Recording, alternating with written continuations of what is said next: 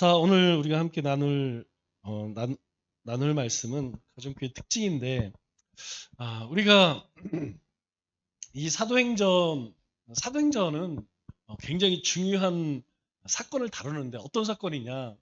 예수님 이후에 초대교회, 신약교회에 어떤 일들이 일어났었는가를 우리에게 그대로 보여주고 있죠. 우리 사복음서는 예수님이 어떤 일을 행하셨는지, 왜 하셨는지, 이러한 것들을 기록하겠다면 예수님 이후에 성령이 임하여서 이 초대교회를 어떻게 세워나가고 있는가를 잘 보여줍니다. 그래서 이 사도행전을 우리가 주의 있게 묵상을 해야 돼요. 특별히 사도 바울이 아시아에서 복음을 전하다가 이제 유럽으로 건너가게 되죠. 그 유럽에 건너가서 첫 번째 세운 교회가 빌립보 교회인데 이 빌립보 교회가 세워지기 위해서 루디아라고 하는 여인을 통해 세워지게 됩니다. 오늘 15절 말씀을 보면 그와 그 집이 다 세례를 받고 루디아의 집을 이야기하는 것이죠. 그런데 그 루디아가 뭐라고 이야기하느냐? 만일 나를 주 믿는 자로 알거든 내 집에 들어와 유하라. 그래서 강권하여 머물게 했다라고 기록하고 있죠. 이 루디아가 복음을 통하여서 예수님을 알게 되고 예수님을 만나게 되어서 사도 바울과 함께 이제 이 빌립보 교회가 시작되어집니다. 이게 역사적인 순간이죠. 왜냐하면 이제 복음이 예루살렘에서 유다에서 북이스라엘로, 사마리아로, 그리고 소아시아, 그리고 아시아를 거쳐서 유럽으로 복음이 건너가게 되는데 여기서 주목할 것은 무엇이냐면 이 모든 일들이 어디에서 시작되었느냐? 여러분, 루디아의 집에서 시작되었다는 것, 이것을 우리에게 말씀해 주고 있습니다. 시작에서 이 한 여인의 헌신을 통하여서 이 유럽의 교회가 세워졌다는 것이죠. 그러면 이 헌신이라고 하는 것은 우리에게 여러 가지를 보여주고 있어요. 첫 번째는 믿음이 있어야 되죠. 예수님에 대한 믿음의 확신이 있어야 되고 그 믿음은 하나님의 은혜가 부어져야 됩니다. 하나님이 은혜를 주셔야만 믿음으로 헌신할 수 있다는 것이죠. 그러면 이것이 힘들면 감당할까요? 감당할 수 있을까요? 아니죠. 자기 집을 내어주고 교회가 시작되는 일에 루디아는 굉장히 많은 헌신을 했을 것입니다. 거기에는 반드시 이 삶과 물질과 그리고 에너지를 쓰지 않고는 교회가 세워질 수 없는 것이죠. 그래서 우리가 이 교회에 헌신자가 없으면 어렵다는 것입니다. 그런데 이 헌신자에게는 하나님이 주시는 특별한 기쁨이 있어요. 이것은 세상에서 얻는 기쁨과는 조금 다릅니다. 그 하나님의 기쁨이 우리 안에 있기 때문에 우리는 기꺼이 하나님 주신 은혜로 믿음으로 감당하게 되는 것이죠. 그러면 우리가 왜 목장 중심의 가정교회를 세워나가야 하느냐? 아주 중요한 이유가 있어요. 그게 뭐냐면 우리가 그거 아니어도 신앙생활 할까요? 못할까요? 신앙생활 할 수 있습니다. 그런데 왜 굳이 해야 하느냐? 여러분 우리가 생각해 봐야 할 것이 이제 우리는 아주 예전부터 옛날까지 생각 없이 근세를 생각하면 가장 큰 변화가 언제 일어났느냐? 산업화 시대라고 이야기하죠. 1차 대전, 2차 대전을 통하여서 정치, 경제, 사회 모든 것이 완전히 획기적으로 바뀝니다. 모든 시스템 자체가 바뀌죠. 그런데 거기까지 우리가 가기는 너무 멀고 우리 가까운 우리 시대만 한번 생각해 봐요. 자, 여기에서 이제 연세가 제일 많으신 분이 장로님인데 장로님 그때 한참 열심히 할 때 70년대부터 이야기를 하면 여러분 70년대 그리고 그 다음 세대인 우리 이제 자녀인 은희 집사 90년대 그리고 그 다음 세대 2000년 되겠죠. 여러분 불과 2세대, 두 세대가 지났어요. 많이 지난 것도 아닙니다. 두 세대가 지났는데 여러분 어떻습니까? 우리 사회, 우리 교회는 엄청난 변화를 보고 있어요. 완전히 다릅니다. 아마 어려서부터 신앙생활 하신 분들은 이 교회가 우리 사회가 얼마나 바뀐지 우리가 지금 이 시대를 살아가니까 먼 옛날 같지만 여러분 그래봐야 두 세대라니까요. 두 세대밖에 지나지 않았어요. 불과 60년밖에 지나지 않았다는 것이죠. 그런데 천지개벽이라고 이야기할 만큼 많은 변화가 일어났습니다. 우리 교회 내부적으로도 볼까요? 교회 내부적으로도 우리가 여러 가지를 떠나서 주일학교만 한번 생각해 보세요. 우리 남청주 교회에도 아마 초창기 때 아마 여기 이제 권사님들 장로님이 이제 젊었을 때죠. 여러분 그때 주일학교 아마 바글바글 했을 거요. 제가 보지는 않았어도 모든 교회가 다 그랬습니다. 여러분 그때에는 사람들에게 복음 전하면 예 그냥 막 교회를 찾아오는 시대였어요. 그런데 여러분 불과 두 세대 만에 이 교회가요 조롱거리가 됐습니다. 교회가 더 이상 거룩한 곳, 거룩한 사람들이 모인 곳이라고 생각하지 않아요. 그러면 외부적인 여러분 세상의 변화는 어떻습니까? 세상의 변화가 어느 정도까지 왔느냐? 여러분들에게도 AI 얘기를 몇 번 이야기했지만 여러분 이제 앞으로 3년, 5년, 길어야 10년 안에 모든 우리 사회의 기반은 AI로 다 바뀔 겁니다. 그렇게 가요. 바뀔 수밖에 없어요. 여러분 그렇게 되면 지금도 마찬가지예요. 지금도 이미 웬만한 큰 회사들은 AI 기반으로 전부 바뀌어져 갑니다. 왜 그러느냐? 이게 사회적인 변화입니다. 그런데 이게 불과 두 세대라니까요. 불과 우리 시대, 우리 자녀 시대에 바로 이런 일들이 이미 일어났어요. 20년 후에는 어떻게 될까요? 아마 우리가 이전에 공상, 과학, SF 영화 본 것처럼 그런 시대가 올 겁니다. 분명히 와요. 지금 우리 10대, 20대 여러분 감당이 돼요? 안 됩니다. 20대, 30대 이 70년대 세대하고는 이 소통이 어려워요. 왜냐? 가치관 자체가 틀립니다. 여기서 제일 어려운 시대가 뭐냐면 50대 이상은 그래도 옛날 사람 그리고 20대 30대는 현대 사람 그 중간에 뭐가 있죠? 40대 어려워요. 그래서 요새 이 40대를 막 비난하는 말로 영포티라는 말이 있어요. 영포티는 뭐냐? 42는 40인데 이게 마음은 20대야. 이게 중간에 이제 끼인 그런 세대라고 볼 수가 있죠. 여러분 그러면 지금 10대 이하는 어떨까요? 우리가 밖에 나가서 10대 이하의 아들, 중등부, 고등부 애들하고 얘기를 해보면 압니다. 그나마 교회에서 자란 아이들은 그래도 조금 대화가 돼요. 왜? 공통분모가 있으니까. 하나님, 그리스도, 복음, 믿음이라는 공통분모가 있어서 그래도 조금 얘기가 되는데 여러분 그거 없는 아이들하고는 그냥 다른 세대입니다. 완전히 여러분들이 살아왔던 그런 세대하고는 틀려요. 문제는 무엇이냐? 우리가 모든 사회가 그래요. 사회가 질서에서 무질서로 갑니다. 세상이 점점점 공의롭고 정의롭고 사랑이 넘치는 여러분 그렇게 변화가 안 돼요.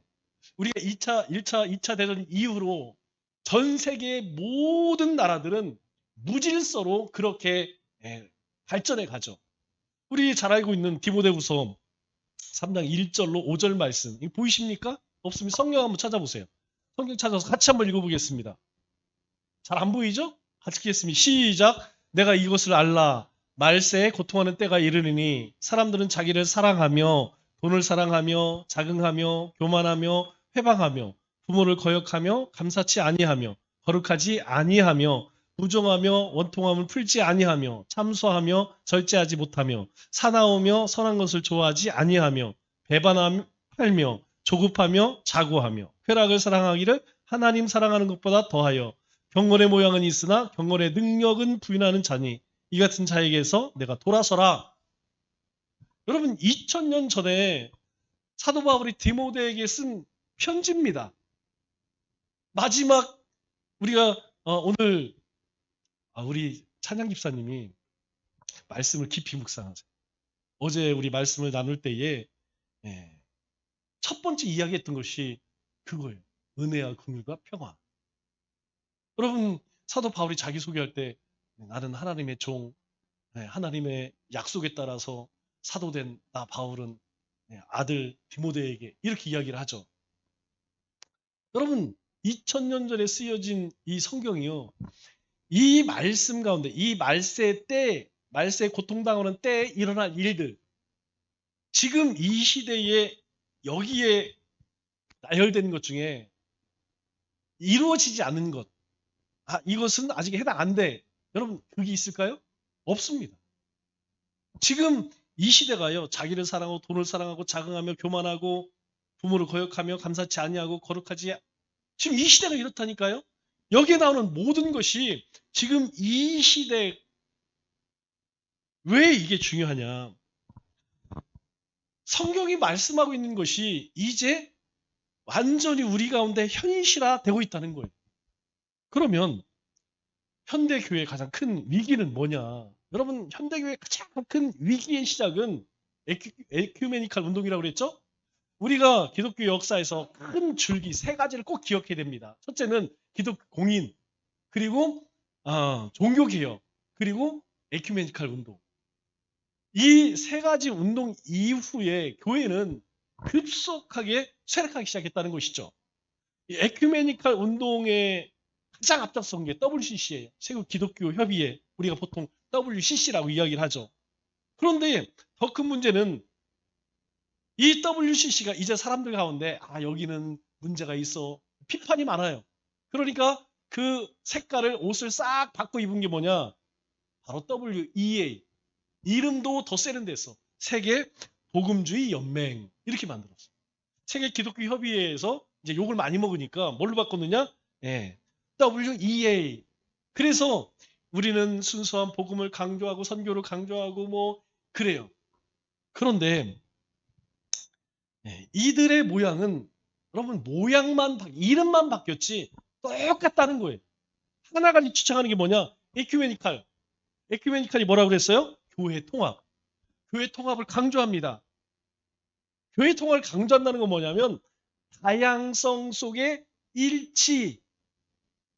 너희는 장로교, 우리는 침례교고, 우리 머리다 물 뿌리는 거, 물속에 들어가는 거 이거 가지고 싸우지 말자는 거예요. 거기까지는 좀 좋습니다. 왜냐? 좋은 의도로 시작되었어요. 우리가 한 모든 교단이 하나가 되어서 우리가 이 기독교가 온 땅 가운데 하나님 주신 이 복음의 명령 이것을 감당하기 위해서 힘을 모으자 이렇게 시작했어요. 문제는 무엇이냐? 여러분 사람이 만들고 추구하면 여러분 그것이 자유지가 될까요? 안 돼요. 안 됩니다. 절대 안 됩니다. 우리가 하나님의 말씀과 성령의 인도하심을 쫓아 하지 않으면 어떤 모임이고 시간이 지나면 뭐 쫓아가냐면 거기에서 이것 좀 되지 않을까 아니면 내가 힘을 좀 얻을까 아니면 내 이름을 낼까 여러분 반드시 이 세 가지에 빠지게 돼 있어요. 여러분 요즘에 한참 우리나라에서 유행하는 12월 달, 11월 달 돼서 한참 유행하는 게 뭔지 아시죠? 다니엘 기도회라고 들어보셨죠? 많은 교회들이 이거 합니다. 제가 저는 하고 싶음 전혀 없어요. 만일 이 오륜교회에서 시작했던 다니엘 기도회가 처음 시작했을 때의 순수함을 가지고 하면 100번이라도 참여하죠. 그런데요. 이미 변질되어져 버렸어요. 본래 목적을 이미 떠나버렸어요. 그거 하나 자체가 이제 자기 이름 내고 거기에 이제 그걸 힘으로 삼으려고 합니다. 여러분 그게 하나님하고 무슨 상관이 있어요? 그거 하나님하고 아무 상관없는 그런 기도회로 변질되어져 버렸어요. 그냥 차라리 예전처럼 그냥 본인들 성도들 그렇게 30일 동안 열심히 기도하자. 100번 낫습니다. 많은 교회들을 섬긴 다 좋은 의도로 시작했지만 완전히 변질되어져 버렸어요. 여러분 통합보다 더 중요한 게 뭐냐? 여러분 교회 통합이 중요해요? 아니면 본질이 중요합니까? 지금 이것이 한국 교회 우리 성도들의 신앙생활 가운데 이미 너무나 깊숙이 와서 우리조차도 이게 우리가 얼마나 지금 이 순수한 복음에서 벗어난 삶을 살고 있는지 잘 몰라. 그냥 잘하고 있는 걸로 착각하고 있어요. 여러분, 통합보다 더 중요한 것은 무엇을 지향하고 있느냐. 이게 더 중요한 거 아니겠습니까? 진짜 중요한 것은 진리와 거룩함입니다. 예수 그리스도와 복음이에요. 이게 가장 중요한 거예요. 이것을 떠나면 나머지는 다 가짜입니다. 가짜. 속으면 안 돼요.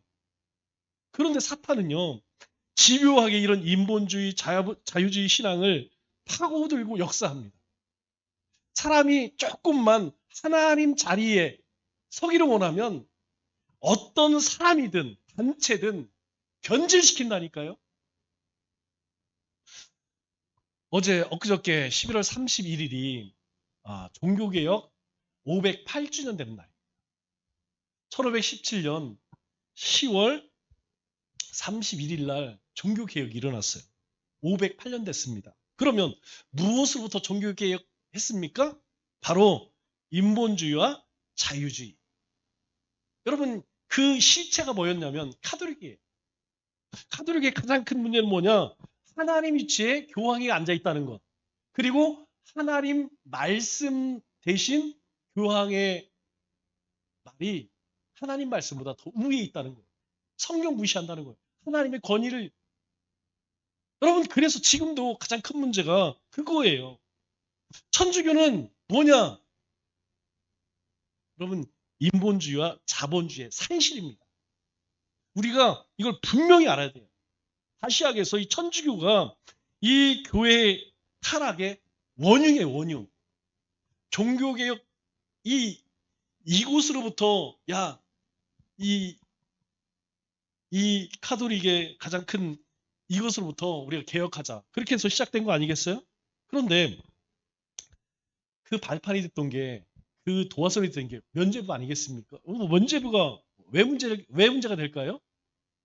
그럼 면죄부가 가장 큰 문제가 됐던 거는 이겁니다. 자, 너희가 면죄부를 사기 위해서 돈을 내야 돼. 돈을 주고 사야 돼.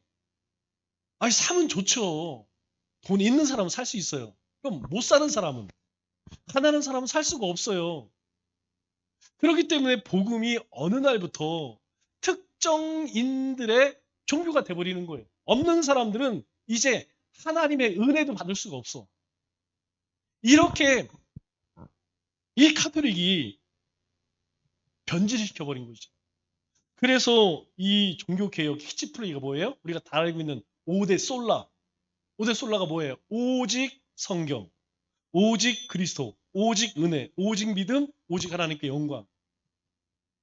여러분, 이 5가지 캐치플레이 들고 나온 것은 기존에 이 카톨릭이 그렇게 완전히 인본주의고 자본주의적인 이 복음으로부터 우리가 새롭게 바꾸자.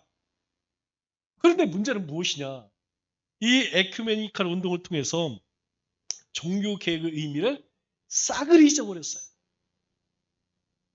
우리가 기독교 공인이 되면서 이 초대 교회성이 사라져버렸죠. 그래서 이 교회가 뭐 중심으로 가요? 제국화가 되는 거예요. 여러분, 그렇다고 해서 거기에 구원이 없는 거 아니에요? 하나님은 그 시대에 그러한 교회들을 통하여서 그 가운데서도 하나님 택한 백성은 하나님이 구원하십니다. 그 시대에 하나님께서는 그렇게 하셨어요. 지금 이 시대도 마찬가지입니다. 하나님께서는 비록 그렇게 뭔가 변질되어지고 어그러졌지만 그 가운데서도 하나님은 하나님 구원의 역사를 하신다는 것이죠. 결국 이 캐톨릭이나 WCC나 WEA나 모두 뭐라고요? 바로 종교다원주의를 추구합니다. 그러면 우리가 이제 앞으로 하나님께서 사복음서와 계시록을 통해서 우리에게 주시는 앞으로 어떻게 될 것이냐? 우리가 왜 이 소그룹, 왜 가정교회에 주목해야 되느냐? 다른 게 아닙니다. 지금처럼 이대로 줬사오니 없어도 상관없어요. 그러나 앞으로는 다르다는 거예요. 이렇게 세상과 교회가 급격히 변화되어지면 이제 앞으로 10년 후에는 여러분, 우리가 지금처럼 자유롭게 예배할 수 있느냐? 절대 없다는 것이죠. 즉, 적그리스도가 반드시 이제 곧 나타난다는 거예요. 그럼 적그리스도가 어디서 나타날까요? 여러분, 저 러시아에서 나타날까요? 아니면 미국에서 나타날까요? 아니면 저 유럽에서 나타날까요? 아닙니다. 적그리스도는 어디서 나타나느냐? 교회에서 나타난다는 교회에서. 저는 적그리스도가 이 WEA에서 나올 거라고 확신해요. 왜냐? 이 WEA는 카톨릭이 이름을 바꿔 WCCA로 많은 사람을 미혹했습니다. 많은 교회들을 미혹했어요. 그리고 그 가운데에 큰 대형 교회, 대형 교단들이 여기에 다 속아 넘어갔어요. 여러분, 우리가 합동과 통합이 왜 나눠졌어요? 이 WCC 때문에 나눠졌어요. WCC에 가입할 거냐, 하지 않을 거냐. 그래서 북장로교회에서 가입해라 해서 예, 우리는 가입하겠습니다. 쫓아간 사람이 통합 측에 우리는 못하겠다. 우리는 종교다원주의, 우리는 자유주의 신앙 따를 수 없다. 우리는 우리 신앙 지키겠다. 그게 우리 합동이에요. 뭐 누가 잘났다 이거 얘기하는 게 아닙니다. 뭐 문제는 뭐냐면 카톨릭이 WCC의 이름으로 바뀌고 WCC가 WEA로 바뀌면서 많은 교단들이, 많은 교회들, 많은 성도들이 거기에 미혹되져서 마치 그것이 옳은 것처럼 따른다는 게 문제죠. 그러나 WEA 안에는 WCC나 카톨릭이 숨어 있어요. 그 원흉이 카톨릭입니다. 여러분 이거 잘 아셔야 돼요. 왜 이게 중요하냐? 여러분 이번에 서울총회가 지난달 27일부터 31일까지 있었어요. 어디서 한지 아셔요? 우리 사랑의 교회 그리고 여기서 순복음교회에서 했어요. 그 두 교회 목사님이 공동 회장입니다. 여러분 놀랍지 않습니까? 우리나라에서 가장 큰 대표하는 교회가 여주 순복음교회. 저는 그래도 이 조용기 목사님에 의해서 세워진 교회 아니겠어요? 그리고 예, 항상 성령 강요하는. 그래서 굉장히 저는 예, 그 후임 목사님이 복음적인지 알았어요. 그리고 가끔 뭐 옳은 소리도 하더라고요. 자, 이거 보면서 큰일이구나. 여러분 옥하는 목사님이 우리나라 제자 훈련 틀을 만드신 분입니다. 사랑의 교회는 그 제자 훈련 틀 위에 세워진 교회라고 해도 과언이 아닌데 그 후임이 공동회장에서 여기 두 교회에서 개최를 했어요. 여러분 이제는 교묘하게가 아니고 대놓고 진리를 속이고 복음을 왜곡하고 교회와 성도들을 이용합니다. 만일 남청주교회가 했으면 벌써 저것 2단이니 3단이니 벌써 난리가 났을 거예요. 뭐 벌써 2단 됐을 겁니다. 그런데요. 한국을 대표하는 교회니까 아무도 말 못해. 더 문제는 뭐냐? 이런 교회들이 앞서서 하니까 어떻게 해요? 아, 그게 맞나 보다. 아유, WE에 문제가 없나 보다. 그럼 멀쩡한 사람들도 그냥 그래서 우리가 종교 통합을 하고 서로를 인정해야 되고 우리가 이슬람도 그렇고 불교도 그렇고 우리가 모든 종교는 다 하나고 뭐 뭘 믿어도 구원 얻으니까 뭐 굳이 교회 다녀야겠어? 여러분 이러한 사고방식이 지금 우리 젊은 세대의 마음 가운데에 알게 모르게 자리 잡혔. 여기 계신 분들은 어려서부터 신앙생활을 했기 때문에 그러거나 말거나 상관없어요. 그러나 여러분 우리가 우리 세대 때 우리 자녀의 세대 그리고 우리 손주의 시대에는 다르다는 거예요. 그때는 완전히 새로운 그런 세상이 열린다는 겁니다. 왜냐? 우리가 이미 경험했잖아요. 우리 70년, 80년, 90년을 거쳐서 지금 이 시대를 돌아보면 얼마나 많이 변했는지. 여러분 앞으로 10년 후에는 20년 후에는 상상을 못합니다. 교회가 이럴 수가 있었을까? 이렇게 될 줄은 이렇게 예수 믿는 사람들이 이렇게 다 놀랄 거예요. 여러분 기독교의 그리스도인들은 좁은 길을 걷는 사람들입니다. 여러분 그리스도인은 좁은 길을 걷는 사람입니다. 주님의 말씀을 쫓아가는 사람들.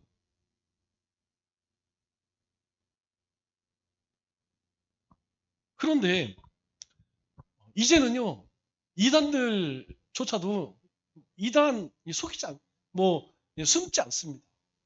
그럼 보세요. 여기 뭐 하나님의 교회도 그렇고, 여기 뭐 신천지도 그렇고, 기성 교회들보다, 진짜 교회보다 더 진짜같이 전도한다니까.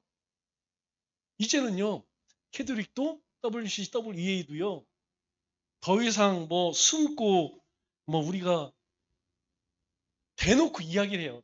본인들 스스로 자유주의 신학과 세속적인 가치에 물들었음을 자기들 스스로 인정을 해요. 우리는 이런 거예요.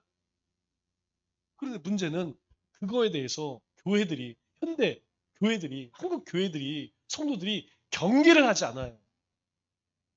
경계를 하지 않습니다. 얼마 전에 정몽수 목사라서 이야기를 했죠. 여러분 목사님들 가운데 최고 많은 구독자를 가지고 있어요. 57만 명입니다. 여러분 57만의 구독자를 가진 영향력이 얼마나 크겠어요. 여러분 이분이 이야기하면 여러분들이 한두 번 들으면 다 넘어갑니다. 얼마나 애국을 강조하는지 몰라요. 이분이 얼마나 한국 교회를 까는지 몰라요. 목사님들을 까는지 몰라요. 아니 그거 들면 너무너무 제가 들어도 시원해요. 근데 문제는 그게 중요한 게 아니에요. 그렇게 사람들의 마음을 미혹하여서 뭘 얘기하고 싶냐. 내가 얘기하는 것, 우리에게만 구원이 있다. 이게 문제라는 것이죠. 그렇게 이야기하면 바로 자기에게 해가 오니까 뭘 들어요? 킴 제임스 성경. 이것만이 진짜 성경이다. 이게 정신 나간 소리죠. 그것도 번역본이에요.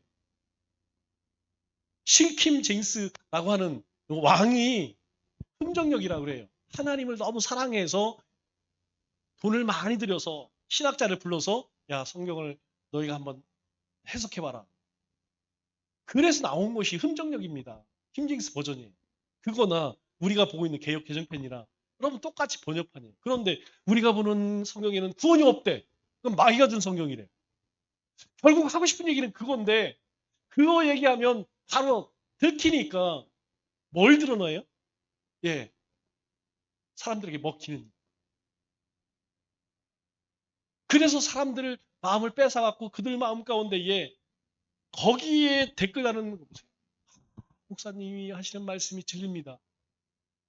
그 사람들에게 여기서 빨리 정신 차리십시오. 여러분 차릴까요? 안 됩니다. 이미 넘어갔기 때문에 안 된다는 것이죠.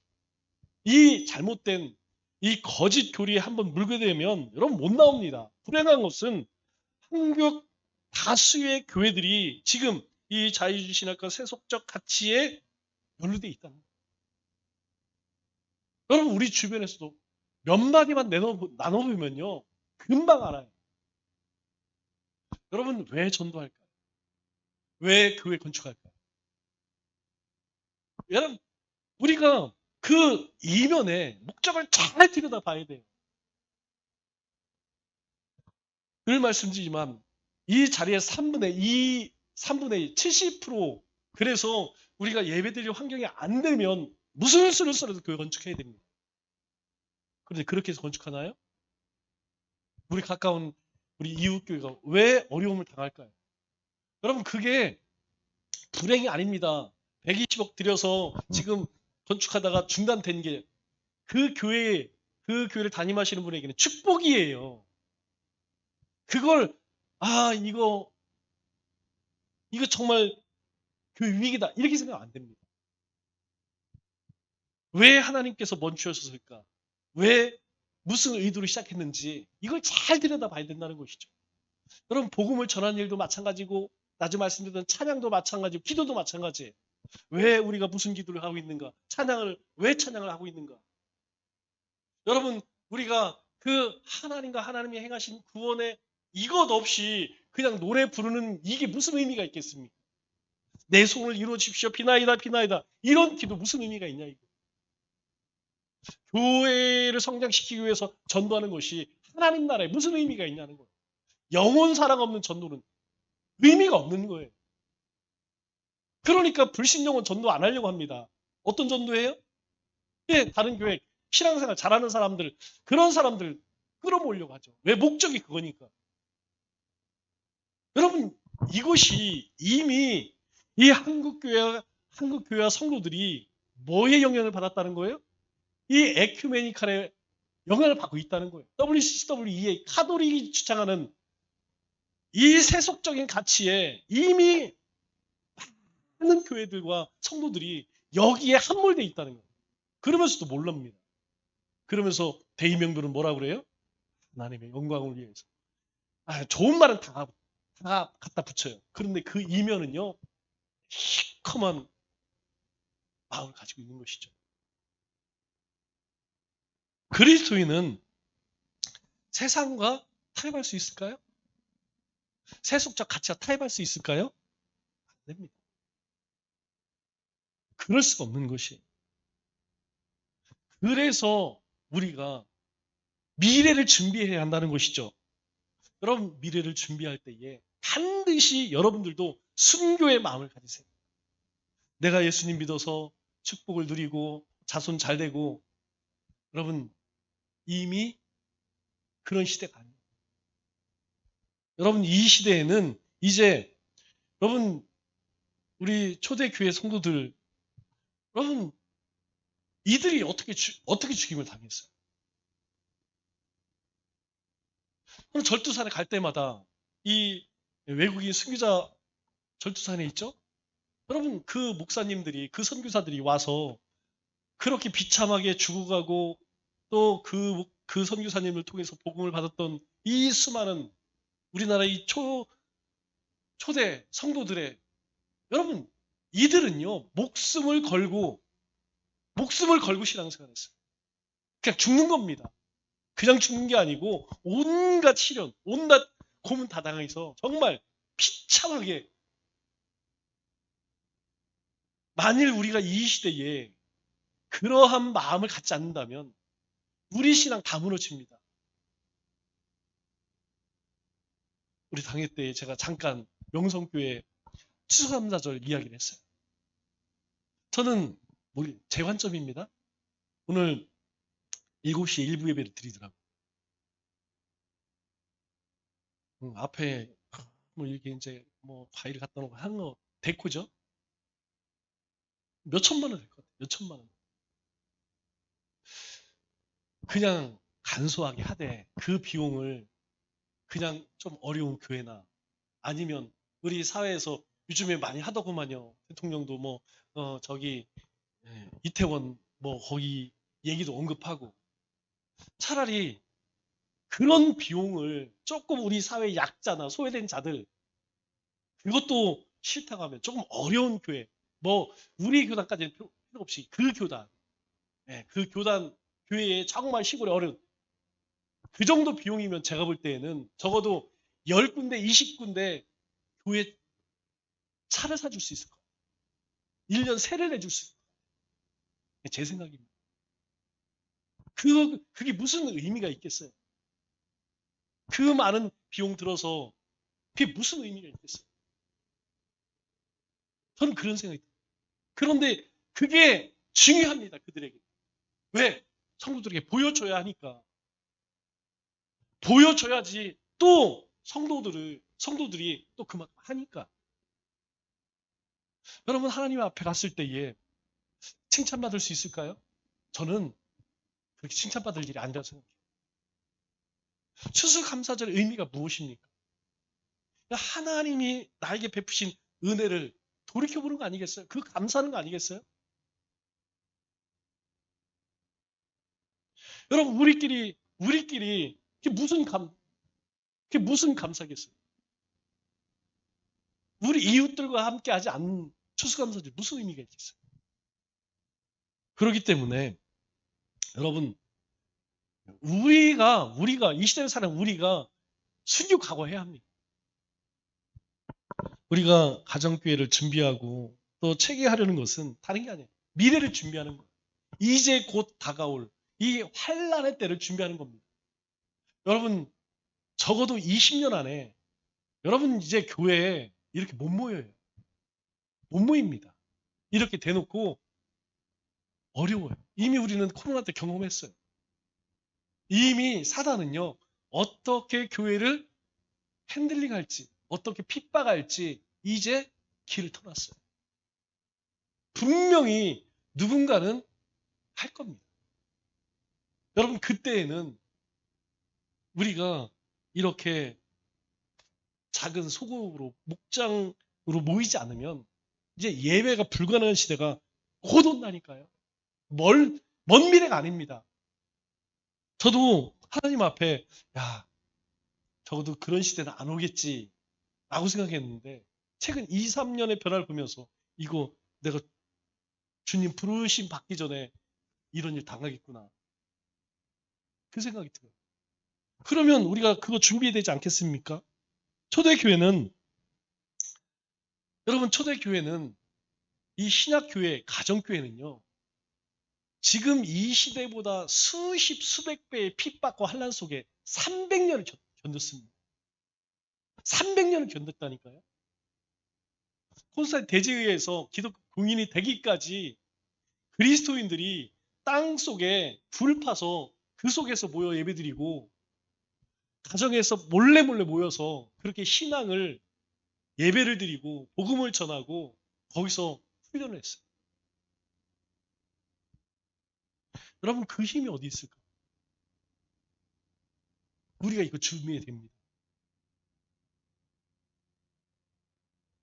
우리가 이 일에 헌신해야 돼요. 오늘 루디아가 헌신하지 않았다면 하나님은 누군가를 사용하셨겠죠. 그러나 하나님은 루디아를 통하여서 루디아의 마음에 은혜를 주셔서 강권하여 사도 바울이 어디 가지 못하도록 우리 집에서 교회 시작합시다. 그래서 이 루디아의 집에서 이 유럽의 첫 교회가 시작되었어요. 그게 헌신이 있었기 때문에. 여기 계신 분들이 그 헌신자가 돼야 됩니다. 여러분, 그렇지 않고는요, 이제 이 교회는, 우리의 신앙은 지켜나가기가 어려워요. 우리의 후손, 우리의 자녀들은 이야기할 것도 없습니다. 우리 때 그 틀을 만들어주지 않으면 그럼 어렵습니다. 기도하겠습니다.